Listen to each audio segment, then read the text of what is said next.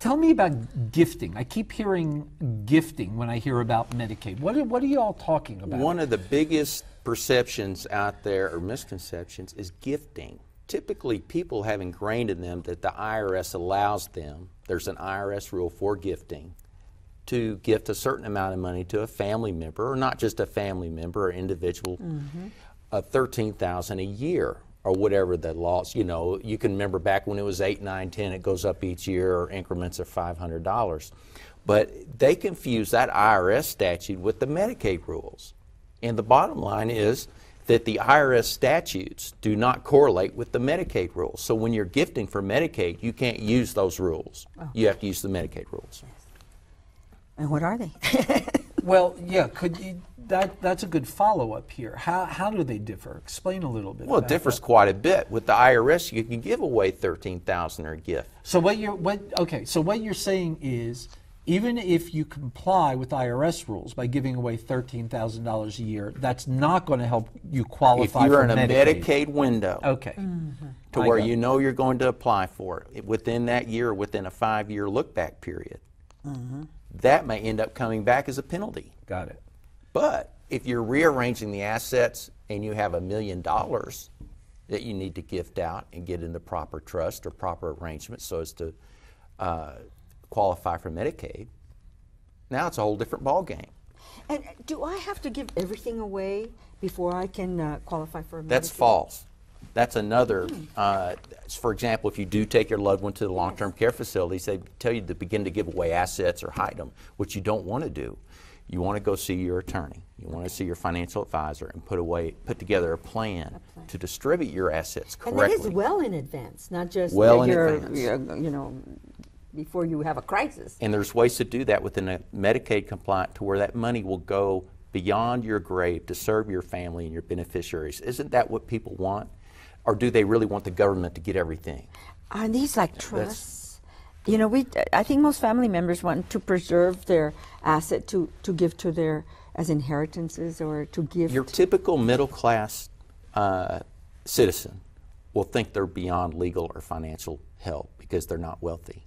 But these are techniques and strategies that protect the middle class and that are prime for legal and financial advice. Well, let's talk about two terms that you mentioned, and I think it might be good to explain it so we all understand what we're talking about. You used the term penalty, I think, and you used the term, and if you didn't, this would be my next question, is a look-back period. If you apply for Medicaid in 2015, or if you plan on doing it then, and it's 2011 now, we're within 4 years. Is that correct? Correct. Everybody on the math? Yes. So that's the math we can do. 1, 2, 3, 4. Yeah. Well, I'm blonde, so you know.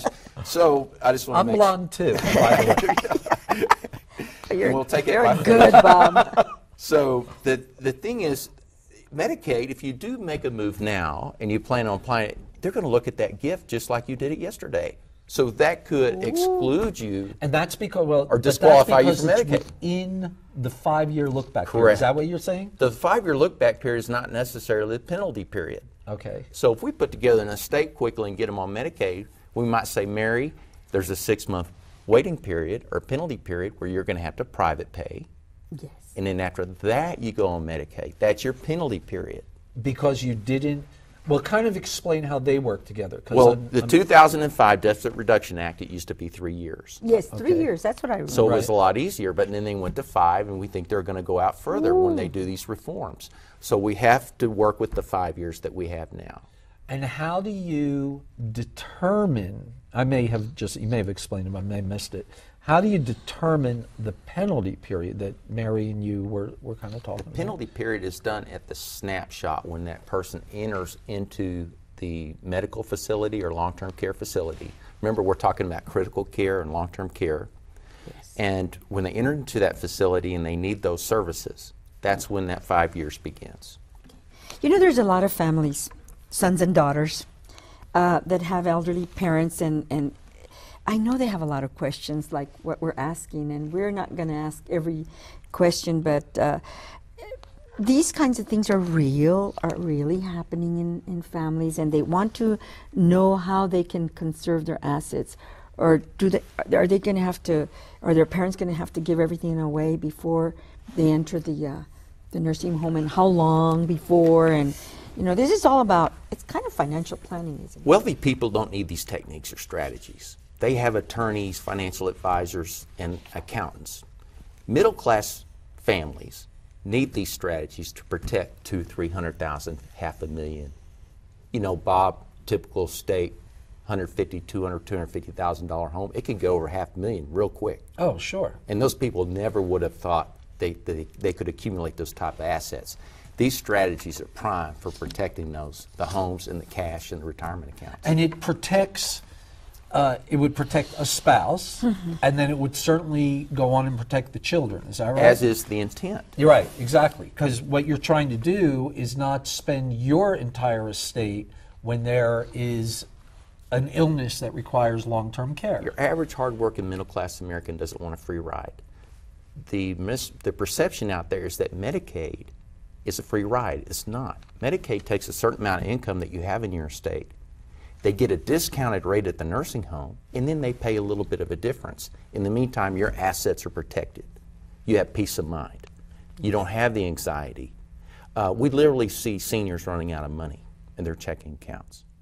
Then they apply for Medicaid, and that's not right. So you're saying the common conception then is that people feel they have to use up all their money before they can qualify for Medicaid. And now we're trying to teach Medicaid them calls they that don't have to spend do down. A spend down, right, exactly. And that we have to spend down your assets to qualify. You go to any nursing home or facility or social organization, and they think that's what the case is.